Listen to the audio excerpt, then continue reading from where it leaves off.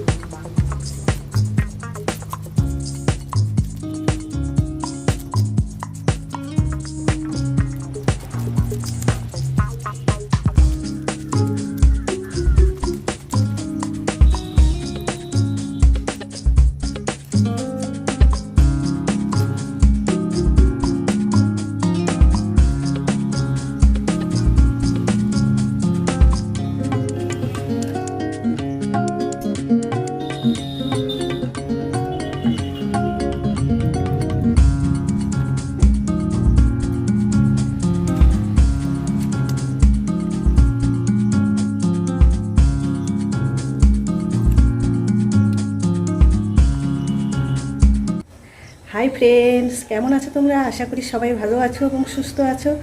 তো এখন বাজে 9:30 আর এখন থেকে আমি আমার ব্লগটা স্টার্ট করছি। আর কাল রাত থেকে এত বৃষ্টি হচ্ছে বন্যা হয়ে যাবে মনে হচ্ছে। সমস্ত পুকুর ঘাট ডুবে গেছে। আর আমাদের এক্ষুনি কারেন্ট তো নেই। আর একজন যে দই দিয়ে যায় সে দিয়ে গেল দই। আর এতটা দই আমি বললাম আজকে নেব না, বয়স্ক লোক ভিজতে ভিজতে দই নিয়ে এসছে, তো কি করব, বাধ্য নিলাম 2.5 কিলো দই। এখন কি করব আমি খুঁজে পাচ্ছি না। ফ্রিজেও কারেন্ট নেই, কারেন্ট আসছে একটুখানি 2 মিনিট আসছে আবার চলে যাচ্ছে। তো আদৌ আজকে আর কারেন্ট আসবে কিনা জানি না। এমনিতেই টেনশানে আছি, সোনু কী করে ক্লাস করবে, মোবাইলে চার্জ নেই, ল্যাপটপেও ক্লাস করতে পারবে না। তো তার উপরে এই দই নিয়ে কি করব, আমার মাথা খারাপ অবস্থা। আর শ্বশুরমশাই নিয়ে এসছে বাজার থেকে মাছ ছাড়িয়ে নিয়ে এসেছি। আর মাছের একটা তো ঝোল হবেই। আর এই যে সবজি কেটেছি, এটা দিয়ে আলু দিয়ে আর বাড়ির বরবটি দিয়ে একটা তরকারি করব। আর কাঁঠাল বীজগুলো কেটেছি, এগুলোকে একটু প্রেসারে সেদ্ধ করে নেবো, সেদ্ধ করে ভেজে ফেলবো। এই হচ্ছে আজকে আমাদের মেনু হবে। তো রান্না বান্না আমার কমপ্লিট হয়ে গেছে। আর সোনুকেও পড়তে বসিয়ে দিয়েছি, মোটামুটি নিশ্চিত। আর এখন বাজে এই যে দেখতে পাচ্ছ 11টা। সোনু বসে গেছে ক্লাসে। এরপর আমি বাকি কাজগুলো সেরে তারপর চান করে, একবার সকালে হয়ে গেছে তো আর একবার চান করে, রান্না করার পর চান না করলে প্রচুর কষ্ট হয়। তো চান করে একেবারে উপরে যাব, শ্বশুরমশাইকে খেতে দিয়ে 11:30টার সময়। তো তারপরে উপরে উঠবো। আর কি রান্না করেছি আজকে চলো তোমাদের দেখাই। তো সাদামাটা একটা ঝোল তো হয়েছে। আর কাঁঠাল বীজ যেগুলো কেটেছিলাম ভাজবো বলে, তো ওইগুলো ভেজেছি। আর মাছ দুটো ভেজেছি দেখলে। আর ওই সবজির তরকারি, কারণ সোনু একেবারে খেতে চায় না, মাছের ঝোলে মাছ দিলে ও একেবারে খাবে না। তো মোটামুটি গোছানো কমপ্লিট হয়ে গেছে। সকালটা আমার কাছে 11টা পর্যন্ত যেন ঝড় মনে হয়। ওকে পড়িয়ে রান্না করে সব কাজ গুছিয়ে পুরো 11টা 11:30, কোনো দিন 12টা এরকম হয়ে যায়। আজকে মনে হয় 12টা হয়ে যাবে। তো ক্লাস করুক, আমি তারপরে উপরে উঠবো, একেবারে শ্বশুরমশাইকে খেতে দিয়ে তারপরে উঠবো। কারণ উপরে না উঠতে আবার খেতে দেওয়ার টাইম হবে, তো একেবারে খেতে দিয়ে উঠবো। আছে ওগুলো ধুই, ভালো করে পরিষ্কার করি। আর বর্ষায় এত জামা কাপড় মানে ঠাঁই হয়ে পড়ে আছে, শুকায়নি। আর বর্ষা ভেজার সময় জামা কাপড়গুলো দুর্গন্ধ এত ছড়ায়, না শুকালে। তো ফ্যানের নিচে একটু দিচ্ছি, কারেন্ট তো থাকছে না। তো একটা জামা ধুচ্ছি, আজকে 3-4 দিনের জামা কাপড় শুকাচ্ছে না, সব পড়ে আছে। 3-4 দিন ধরে তো বৃষ্টি হচ্ছে, এখনটা রোদের দেখা নেই। তো জামা কাপড়গুলো খুব নোংরা হয়ে গেছে, গন্ধ করছে। যখন রোদ বেরোবে ওগুলো আবার সব ধুয়ে ভালো করে তারপরে রোদে দিতে হবে। তো ওর জামা কাপড়গুলো এখন ধুয়ে, তাও তো ধুয়ে এগুলো শুকাতে হবে, কিছুটা হলেও হাওয়ায় দিতে হবে। আর আমার সকাল থেকে ভিজে কাজ করছি, যেহেতু আমাদের পুকুর ঘাটে গিয়ে সব বাসনপত্র ধুতে হয়, তো ভিজে যাই। আর ভিজে কাজ করছি আজকে কয়েকদিন। আর সকাল থেকে উঠে দেখছি জোর হাঁচি হচ্ছে। তো এখন বাজে বিকেল 5টা। আর নিচে চলে এসেছি। আর এসেই একটুখানি বাইরে বেরিয়েছিলাম, এত প্যাচপ্যাচে ওয়েদার, বৃষ্টি মানে পড়ছে, একটু বন্ধ হচ্ছে, পড়ছে বন্ধ হচ্ছে, আর থাকতে ইচ্ছে করলো না, ভেতরে চলে এসেছি। আর এদিকে সকালে যে বলেছিলাম যে ঠান্ডা জোর লেগেছে, তো দুপুরে ঘুমাতেই পারিনি, শুধু হাঁচি হচ্ছে আর নাক দিয়ে জল পড়েই যাচ্ছে, জল পড়েই যাচ্ছে। আর নাক দুটো দেখতে পাচ্ছ একেবারে লাল হয়ে গেছে। তো যা হোক, এমনিতেই তো করোনায় একদম পচে যাচ্ছি ঘরের মধ্যে থেকে, কোথাও বেরোতে পারছি না, তারপর মধ্যে আবার এই বৃষ্টি এসে জুটেছে কয়েকদিন, মনে হয় এবারে দুর্গন্ধ ছড়াবে, পচে এবারে দুর্গন্ধ ছড়াবে।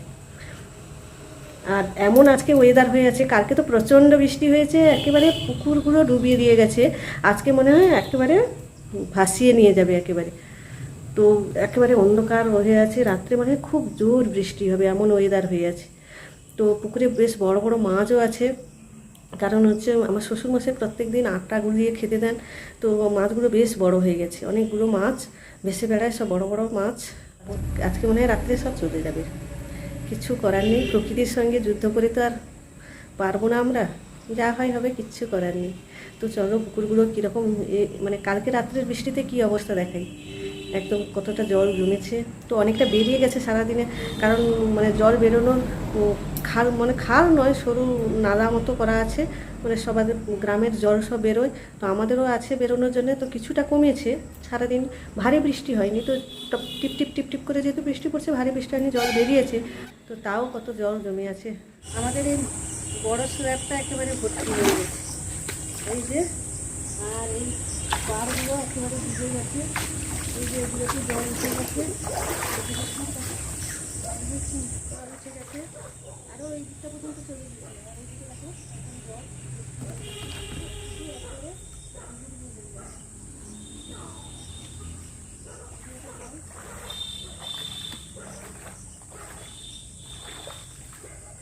ও মাম্মা, সেই গাছটা দেখো একদম জলে চলে গেছে।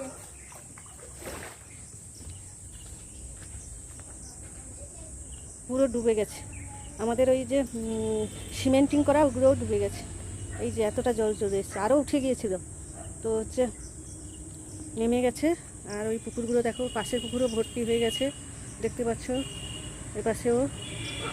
আজকে মনে হয় বৃষ্টিতে ডুবে যাবে মনে হচ্ছে।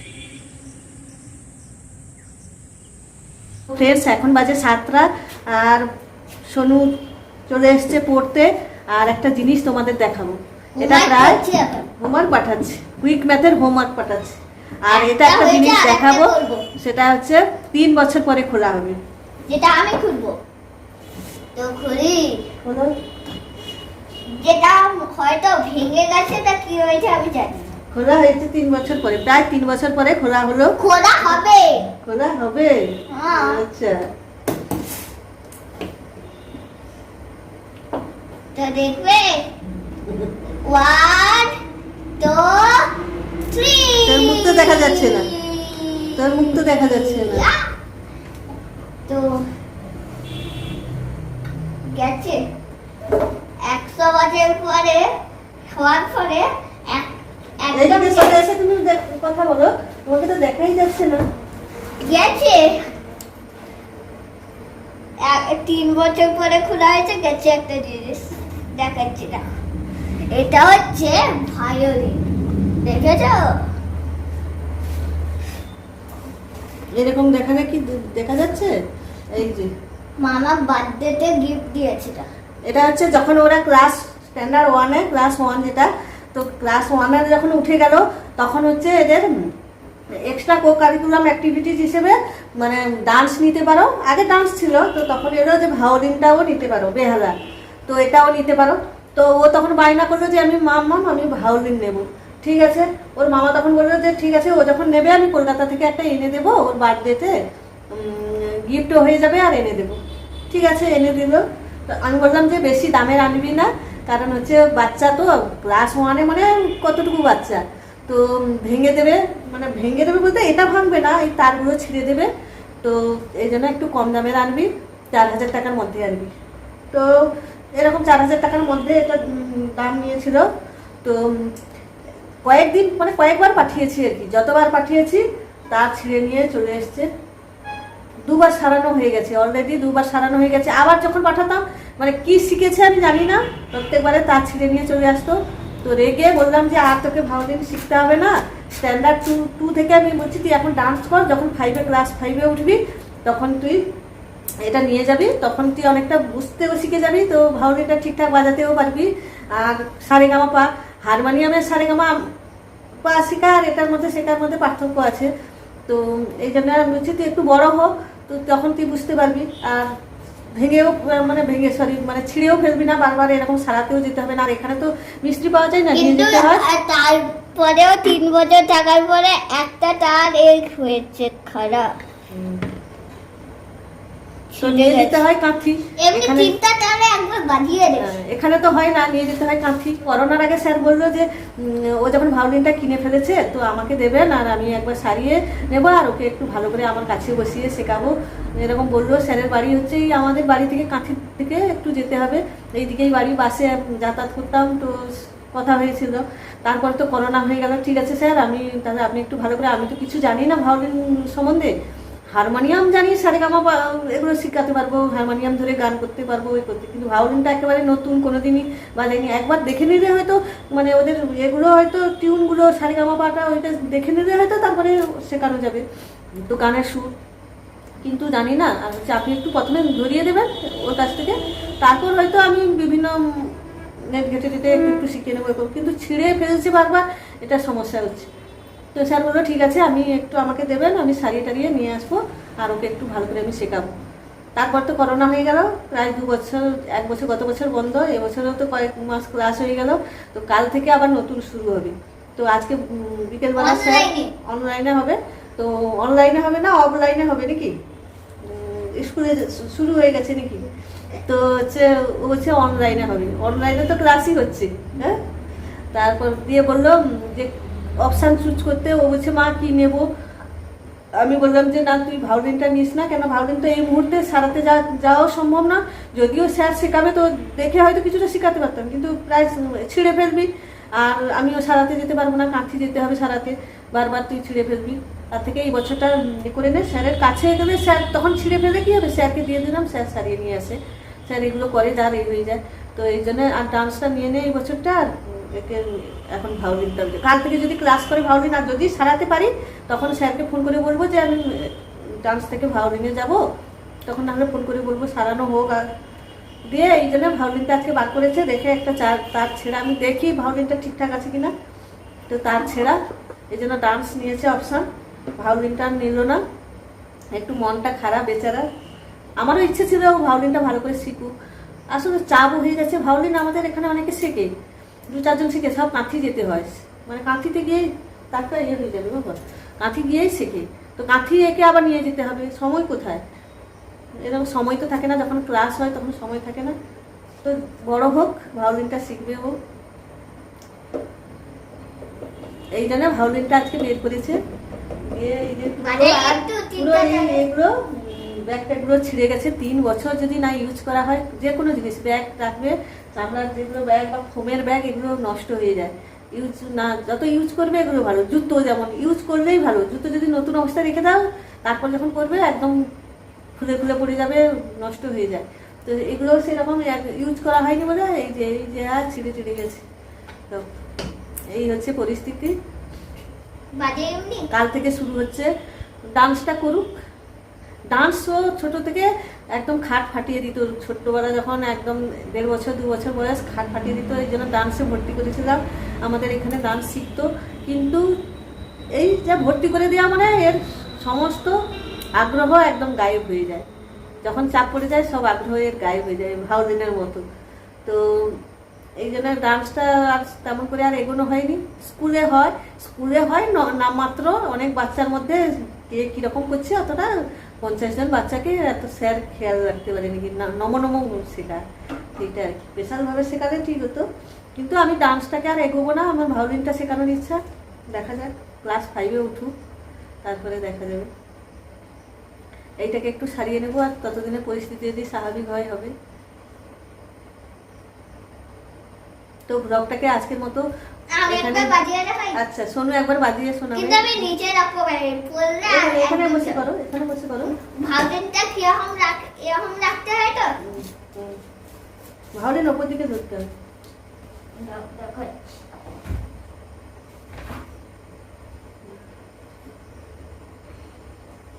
এরকম না এরকম করে রাখতে হয়, নিচে রাখতে পড়ে গেলে তাল ছুঁড়েছে, এবার পুরো বাউলেন পাবো।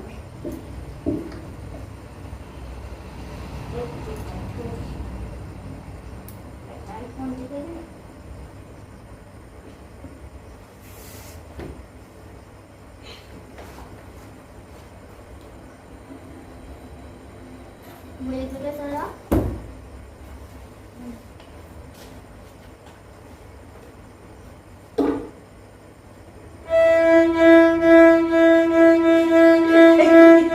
সুরাই দিতে দাদা